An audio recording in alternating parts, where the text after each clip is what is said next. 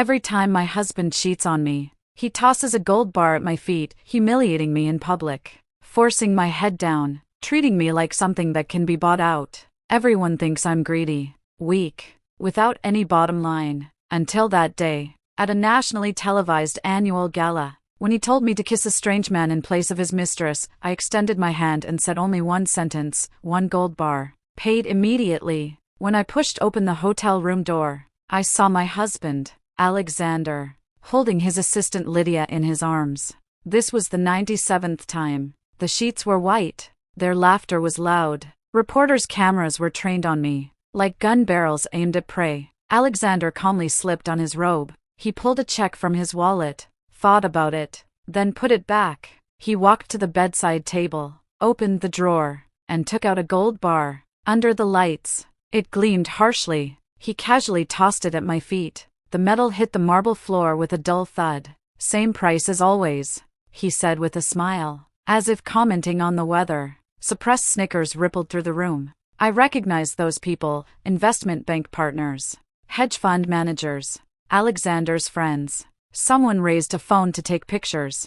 "Mrs. Ford's cheating counter just updated," someone whispered, just loud enough for me to hear. "Wall Street's most accurate infidelity tracker," another voice chimed in. Lydia wrapped in a sheet and walked over. Standing beside Alexander, she tilted her head, looking at me the way one looks at a stain on the floor. "Emily," she said softly, "honestly, you're not even worthy of hating him. You're just background." The flashes went wild again. They were photographing my expression. I lowered my head and looked at the gold bar by my feet. Then I bent down and picked it up. It was heavy, biting into my palm. I turned and left the room. Louder laughter followed behind me. As the door closed, I heard Alexander say, "See? I told you, that's all she needs." On the drive home, the driver didn't say a word. I knew what tomorrow's financial gossip headlines would say. Ford CEO cheats again. Wife bows and picks up gold bar. They would mock me, pity me, say I could endure anything for money. They didn't know. They knew nothing at all. Back at the cold mansion, I went straight to the basement. Fingerprint scan. Password entered. The heavy safe door slowly opened. Soft lights switched on automatically. Inside, 96 gold bars were neatly arranged. Each one gleamed with the same luster. I took the one I'd just picked up from my pocket and placed it into the empty 97th slot. Then I pulled a small label from the drawer beside it, carefully wrote 097, and stuck it onto the new bar. 97. Perfectly aligned. Before closing the door, I glanced at the note taped to the inside of the safe. It was in my own handwriting, terrifyingly neat. It read, 3 left. I shut the safe and heard the heavy lock click, like the sound of a countdown. Today was my 28th birthday. No one remembered. I almost forgot myself, until I pushed open the bedroom door and saw Lydia wearing my silk pajamas, sitting at my vanity, using my lipstick. She saw me through the mirror and smiled. "Alexander said this pajama set really suits me," she said, turning around. "What do you think? My pajamas, my vanity, my bedroom." Alexander came out of the bathroom, his hair still wet. He was wearing only a towel, looking at me like I was an intruder. "You're back, perfect timing," he said. "Go buy a few things for us." He rattled off a list. Certain intimate items, a very specific brand. Lydia leaned back in the chair, laughing so hard her shoulders shook. "You know the size, Emily? I'm guessing you don't have much experience." Alexander laughed too. I nodded and went downstairs. The drugstore clerk avoided my eyes. I knew she recognized me. I'd been all over the gossip headlines yesterday. After scanning the intimate items, she quietly told me the total. I handed her a black card. It was from our joint trust account. Alexander deposited a monthly household allowance into it, just enough to maintain the polished image of Mrs. Ford. "Approved," the clerk said. I took the bag and walked to the prescription counter. "Anything else?" the pharmacist asked. I named a medication for chronic kidney disease. Expensive. Thousands of dollars per bottle. The pharmacist looked confused. "Do you have a prescription?" I shook my head. "Just in case." She hesitated, but when she saw the black card in my hand, she turned around to get the medicine anyway. The payment terminal beeped again. Charged to the joint account. When I returned home with the 2 bags, The living room lights were off. A cake sat on the dining table, one I had bought myself the day before. Small, with 28 written on it. The candles weren't lit. The cake hadn't been touched. I placed the drugstore bag on the entry cabinet and carried the medicine upstairs. As I passed the bedroom, I heard laughter coming from inside. I kept walking, all the way to the guest room at the end of the hall, locked the door. I took the kidney medication from the bag, twisted open the bottle, and poured out 2 white pills, swallowed them with water. Then I stood by the window, looking out at the New York night. The city was so bright, so alive. Not a single light was on for me. Alexander's company gala was being broadcast live nationwide. The entire financial world was watching. The crystal chandeliers blazed like they could burn you. I wore the dress Alexander had chosen, a conservative black gown, standing beside him like a shadow. Lydia was there too. She wore a red backless dress, like a flame setting the entire hall on fire. During the game segment, the host announced a round of truth or dare. Lydia was chosen. Dare, she squealed, eyes shining as she watched the host draw a challenge card. The host read aloud, "Kiss a male stranger at the venue." The crowd erupted. Lydia bit her lip, scanning the room. Finally, she looked at Alexander and put on a pitiful expression. Alexander immediately wrapped an arm around her shoulders. Then he looked at me. "Emily will do it instead," he said. His voice went through the microphone, across the entire ballroom, into every live broadcast camera. Hundreds of eyes turned to me. The host froze for a split second, then quickly smiled again. "Well then, Mrs. Ford, please choose a male stranger." Stranger. The word pierced like a needle. In this room, I knew everyone. Everyone knew who I was. Everyone knew my story. But to them, I truly was a stranger. I looked at Alexander. He was leaning down, whispering into Lydia's ear. They were both laughing. I turned and walked toward the crowd. A man was pushed forward, a young investment manager. His face flushed red, his expression a mix of embarrassment and excitement. He approached me. The cameras followed closely. He lowered his head, just as his lips were about to touch my face. His arm slid around my waist, tightening more and more. I smelled alcohol on him. The hall fell into a terrifying silence. At the very moment his lips were about to touch mine, I raised my hand and pressed it against his shoulder. Then I extended my other hand, palm up. The entire venue went dead silent. The man froze. The host froze. Everyone froze. Everyone except Alexander. His smile stiffened on his face. I looked calmly at the man and said clearly, "1 gold bar." "What?" he blurted out. "Kiss me once." 1 gold bar. I said, "Pay now." The live broadcast cameras zoomed in wildly, my face, my hand, filling the entire screen. Silence. Then an explosive uproar. The man jumped back as if burned. "Are you insane?" he stammered. I withdrew my hand, smoothed my dress, and turned to look at Alexander. His face was already as dark as a sky before a storm. It was the first time I had ever seen an emotion in his eyes other than indifference and mockery. Uncontrolled rage. The storm waiting at home was far worse than I had imagined. Alexander smashed the vase in the entryway. Porcelain shards flew everywhere. "You'd do anything for money?" He grabbed my wrist, squeezing so hard it felt like my bones would crack. "In front of live cameras? Asking a stranger for a gold bar? Are you a prostitute, Emily?" I looked into his furious eyes and said calmly, "Depends on the amount." He froze. Then he released me and rushed into his study. Seconds later, he stormed back out holding a gold bar and hurled it at me with all his strength. It struck my temple, fell to the floor, and rolled several times. Blinding pain. Something warm streamed down. I touched my forehead. My fingers came away red. Lydia screamed, "Alexander! Blood!" She rushed over, but as she passed me, her foot suddenly slipped, and she fell hard to the ground. Her head hit the edge of the stairs with a dull thud. Then she stopped moving. Blood seeped from the back of her head, spreading rapidly across the carpet. Alexander stood there as if struck by lightning. Then he lunged forward, shoved me aside, and dropped to his knees beside Lydia. "Lydia! Lydia!" He scooped her up and ran out like a madman, not sparing me a single glance. The front door slammed shut. I stood there as blood dripped from my forehead onto the carpet, mixing with Lydia's. Minutes later, my phone began vibrating violently. News alerts flooded in, gala turns violent. Ford CEO's mistress critically injured, wife suspected of pushing her. Jealousy turns deadly? Emily Ford allegedly attacks on the spot. The photo showed me standing by the staircase. Lydia collapsed on the floor. The angle was vicious, it looked exactly like I had just pushed her. The comments exploded. Poisonous woman. She'll do anything for money. Women like this should burn in hell. My name, Emily Ford, instantly became synonymous with the evil, vicious wife. I slowly bent down and picked up the blood-stained gold bar. As I straightened up, a sharp, stabbing pain suddenly tore through my lower back. The old injury had flared up.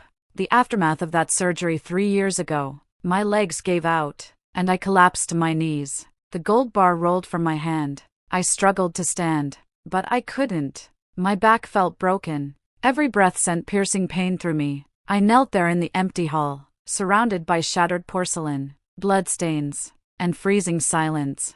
I don't know how much time passed before the front door opened again. A swarm of reporters rushed in, cameras firing like machine guns. They filmed me kneeling alone on the floor. They filmed the wound on my forehead. They filmed the blood on the ground. Not a single person reached out to help me. Finally, 2 security guards came in, grabbed my arms from both sides, and dragged me out of the house. The cameras followed the entire way, recording every second of me being dragged away like trash. I was taken to a different hospital. The ER doctor treated the wound on my forehead and examined my back. The old injury is severe. He frowned.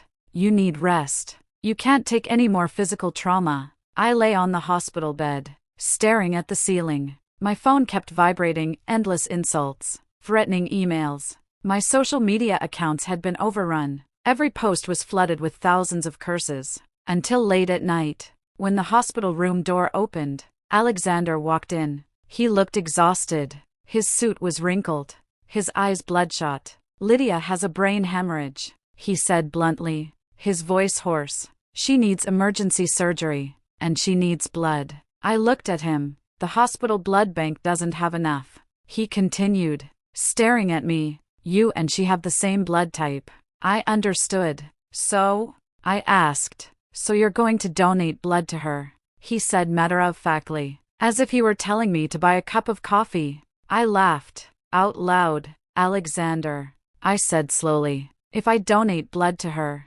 I will die. He paused for a moment, then gave that familiar, mocking smile. Emily, you've been acting for too long. I'm not acting, I said calmly. I only have 1 kidney. His smile froze. What did you say? I only have 1 kidney. I repeated. It was removed 3 years ago. If I lose a large amount of blood, the remaining kidney will fail. I will die. He stared at me, as if weighing whether I was lying. Then he sneered. So what? It's just blood donation. No one dies from that. He turned to the assistant outside the door. Arrange the blood draw. The assistant hesitated at the doorway. Sir, Mrs. Ford, do it, Alexander roared. The assistant hurried away. A doctor came in holding a consent form. He glanced at me, then at Alexander, and said quietly, Mr. Ford, the patient's vital indicators are indeed abnormal. Her hemoglobin is low, and her kidney function, draw it. Alexander cut him off. If it's not enough, pull from the blood bank. Spend whatever it takes. But today, she must give blood. The doctor sighed and handed the consent form to me. Mrs. Ford, please sign. I looked at the paper, then at Alexander. There wasn't a trace of hesitation on his face. In his eyes, I was nothing but a tool, an object that could be sacrificed at any moment. For Lydia, he could sacrifice me. He always could. I took the pen and signed my name on the consent form. The blood draw room was cold, blinding white lights, the sharp smell of disinfectant, the gleam of metal instruments. Lydia lay on the bed beside mine, her head wrapped in bandages, her face pale. But when the nurse led me in, she opened her eyes. Then she smiled, a victor's smile, undisguised, triumphant. Everyone out, she said to the nurses. The nurses hesitated and looked to the doctor. He nodded and led them out. Only the 2 of us were left in the room. Lydia sat up and casually pulled the 4 needle from the back of her hand. Looks like the dizziness is gone? I asked. She smiled even wider. It was never that serious. Just a minor injury. She got out of bed and walked over to me, looking down at me from above. But Alexander was so worried. She tilted her head. Did you see him carrying me to the hospital? Oh, that's right. You didn't. You were being dragged out like a dog.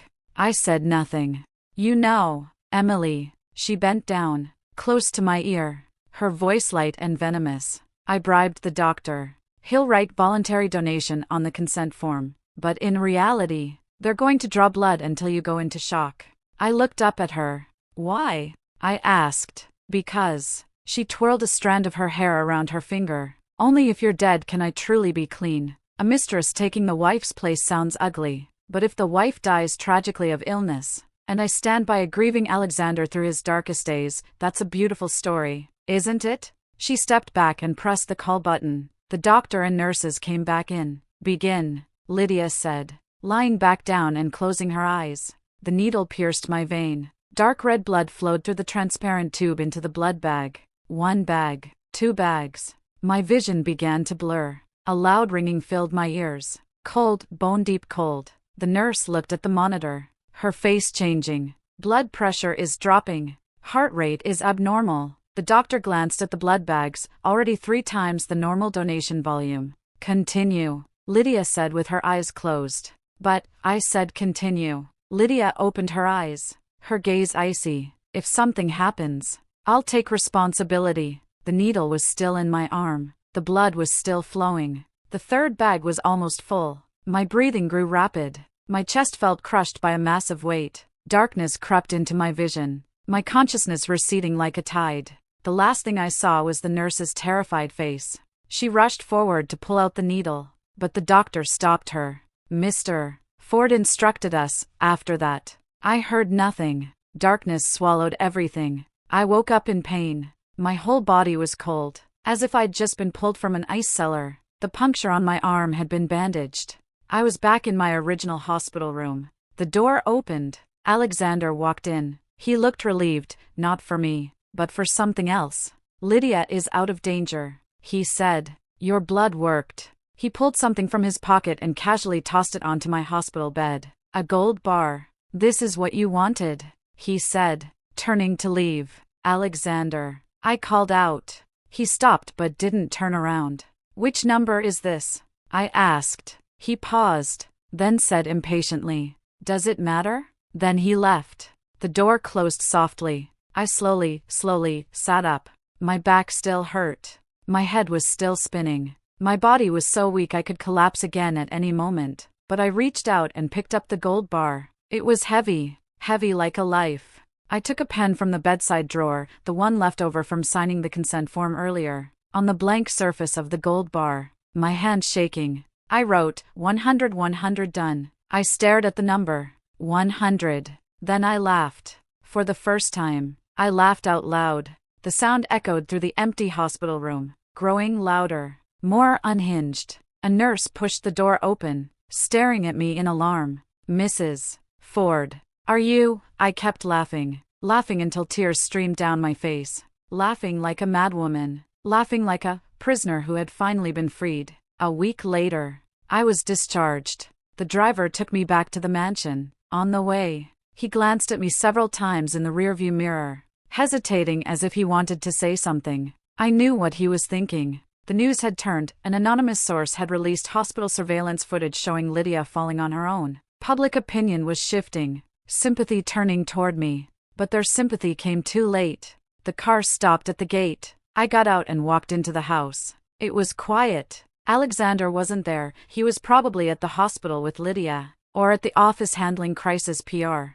I went straight to the basement, opened the safe. 100 gold bars, neatly arranged, gleaming. I took out the suitcases I'd prepared in advance and packed the bars one by one. They were heavy, and I moved slowly, my back still aching faintly. 2 large suitcases, filled to the brim. Then I went upstairs and into the bedroom. In the walk-in closet, half my clothes were gone, worn, tossed aside, ruined by Lydia. I didn't take those. I packed only a small bag, a few basic changes of clothes. My passport, my ID. What about everything else? Makeup? Lydia had used it. Jewelry? Bought by Alexander, each piece tagged with a price. Photos? Not a single one. Alexander didn't like photos. We never even took wedding pictures. I slung the small bag over my shoulder, dragged the 2 heavy suitcases, and walked out of the bedroom. At the entryway, I paused, turned around and looked once more at the house I had lived in for 3 years.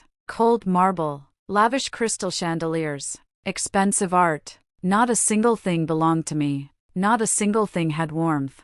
I opened the door and walked out. I didn't lock it, because I knew I would never be coming back. 3 days later, Alexander finally realized something was wrong. He returned home and found the closet empty, not the messy kind of empty Lydia left behind, but the kind that looked like no one had ever lived there. My toothbrush was gone. My slippers were gone. The books I always read were gone. Not even a single strand of hair remained. He rushed into the basement and opened the safe. It was completely empty. All 100 gold bars, gone. Only a single note remained, taped to the bare interior wall. In my handwriting, 100 settlement complete. He stood there, stunned, then frantically dialed my number. The number you have dialed is not in service. He checked my credit cards, all cancelled. Checked my bank accounts, 0 balance. Accounts closed. Checked my identity records, still valid. But the registered address had changed to a small town he had never heard of, until a lawyer's letter arrived, from an attorney whose name meant nothing to him. The letter was brief. Divorce agreement, already signed by me. Medical expense settlement, hospitalization, medication, nursing care, totaling USD. Already deducted from the joint account, itemized statements attached. Asset division, I want only the 100 gold bars, numbered list attached. All other assets go to him. The final line read, the debt of life has been paid. Alexander stared at the letter and, for the first time, felt fear. Not anger. Not disgust. Fear. Because she hadn't run away. She had settled everything cleanly, then left. Calmly, Alexander pulled every piece of hospital surveillance footage. He saw everything that happened in the blood draw room, Lydia pulling out her own for. Lydia leaning down to whisper in my ear.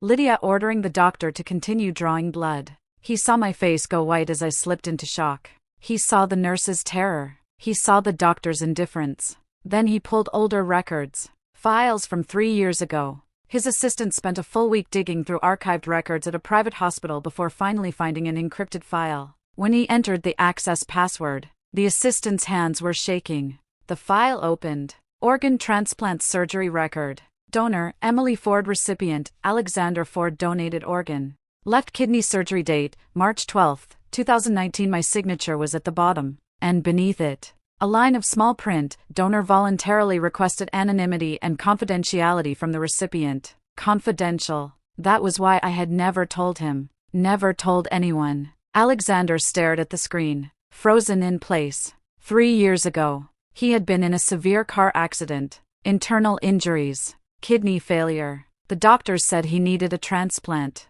And then, miraculously, a kidney had appeared. He recovered. Returned to the top of Wall Street. He had never asked where the kidney came from. Never even thought about it. Because in his world, everything was a given: wealth, status, other people's love, other people's sacrifice. All of it was supposed to be his. Until now. His phone rang. Lydia, Alexander. When are you coming to see me? The news is writing nonsense. Come help me. He hung up. For the first time, he hung up on Lydia. He sat alone in his empty office, staring out at the New York night. The kingdom he had built with money suddenly felt unbearably foreign. Lydia's downfall came quickly. Alexander froze all her accounts, everyone funded with his money. He withdrew all support. Then, anonymously, he submitted evidence to the FBI, proof that Lydia had bribed doctors, falsified medical records, and attempted murder. The day investigators arrived, Lydia was still throwing a tantrum in her hospital room. Do you know who I am? I'm Alexander Ford's future wife. Even as the handcuffs clicked shut, she kept screaming, Alexander, Alexander, where are you? Save me. Alexander stood at the far end of the hospital corridor, watching her being taken away. No expression, no movement. At last, Lydia spotted him. Her eyes lit up. Alexander, tell them it's a misunderstanding. He turned around. and walked away, without looking back. That same day, headlines about medical fraud broke nationwide. Lydia lost her license and faced multiple felony charges. Her reputation was destroyed. Her future held only prison. And while all this was happening, I was in a small seaside town, running a tiny flower shop. Its name was Rebirth. The truth about the kidney transplant eventually surfaced. No one knows who leaked it, perhaps a nurse, perhaps one of Alexander's rivals. But once it broke, it exploded. Wall Street tycoon's kidney came from abandoned wife. Lifesaver reduced to infidelity counter. Where is the moral line? 100 gold bars, payment for life or price of humiliation? The debate swept across the internet. Some condemned Alexander as ungrateful. Some praised my restraint and sacrifice. But the loudest question was this: does saving a life grant lifelong ownership? Experts debated it on television. Millions voted online. Alexander was dragged onto a public moral tribunal. His company's stock plummeted. Investors pulled out. Partners terminated contracts. Reporters blocked his driveway, shouting questions. Mr. Ford, did you know your kidney came from your wife? How did it feel to humiliate your lifesaver with gold bars? Do you believe a human life is worth 100 gold bars? He said nothing. Endless silence. But the deeper the media dug, the more details they uncovered. They found that I had never once mentioned the kidney donation, never used that debt to demand anything. In fact, on the consent form, I had checked confidential to recipient. Reporters tracked down one of the nurses from the surgery. The elderly nurse wept on camera. The first thing that girl asked when she woke up was, "How is he?" When I said the surgery was successful, only then did she smile. Then she said, "Please don't tell him. I don't want him to feel like he owes me anything." Back in the studio, even the anchors had red eyes. And the story of the 100 gold bars was reinterpreted. Someone laid it all out. The first gold bar, Alexander's first affair. The 97th, the annual gala humiliation. The 100th, blood drawn to shock. Each gold bar corresponded to an injury. It was never about money. It was bookkeeping. I received a phone call at the flower shop. Alexander. His voice was so hoarse I barely recognized it. "Emily, let's talk." "All right," I said. We met at a law office. I arrived on time. He had been waiting, hollow-eyed, unshaven, looking like a vagrant. When he saw me, his eyes lit up, then dimmed. Because a lawyer stood behind me. My lawyer. I placed 3 documents on the table. The first, the divorce agreement. Signed. The second, a medical expense ledger. Every medical cost from the past 3 years. Itemized down to the cent. At the bottom, paid from joint account. The third, the gold bar registry. Numbers 001 through 100. Each with a date and a brief description. Short, cold, like a financial report. "What is this?" Alexander stared at the third document, his voice shaking. "A ledger," I said. He picked it up. 001, 2019. 4. 3. Affair with secretary in office. 002, 2019. 4. 15. Affair with client in hotel. 097, 2022. 11. 7. Annual gala humiliation. Demanded gold bar. 098, 2022. 11. 8. Falsely accused of pushing someone. 099, 2022. 11. 9. Hospital blood draw. Shock. 100, 2022. 11. 10. Payment for life. His hands were trembling. "Emily." I didn't know about the kidney. It doesn't matter anymore. I cut him off. He looked up at me. His eyes were bloodshot, wet. It was the first time I had ever seen that expression on his face. Begging. "I was wrong," he said. "I was truly wrong. We can start over." Sign it, Alexander," I said calmly. "I won't." He pushed the agreement away. "I'm not getting divorced." My lawyer started to speak, but I raised my hand to stop him. I stood up and picked up my bag. "Emily!" He shouted my name, like he was grabbing at the last straw. I reached the door and stopped, without turning back. I said only one sentence: "The debt of life has been paid." Then I opened the door and walked out. Alexander began chasing after me. Not the condescending charity of the past, but a real pursuit, humble, desperate. He sold his company, The stock price had already collapsed, and he didn't get a good deal, but he sold it anyway. He moved out of the mansion. He came to the seaside town where I lived and rented a place across from my flower shop. Every morning, he stood outside the shop waiting for me to open. "Good morning, Emily." I ignored him. He helped move flower pots. I had a bad back and always moved heavy things slowly. I hired staff. He brought gifts, not the extravagant jewelry I once wore, but clumsy handmade items, burnt cookies, crooked cards. I passed them on to my neighbors. He stood in the rain all night, waiting for my forgiveness. The next day, I changed the locks. People in the town started talking. "He looks so pitiful. Did he do something terrible? Emily, shouldn't you give him another chance?" I just smiled and kept trimming the flowers. Until one day, Alexander really did kneel, right in front of the flower shop, in full view of the customers. "Emily," his voice broke, "I don't want anything anymore. Money, status, reputation, I can give it all up. I only ask you, please give me one more chance." Everyone was watching. Someone raised a phone. I put down the shears and walked to the door. He looked up at me, hope in his eyes.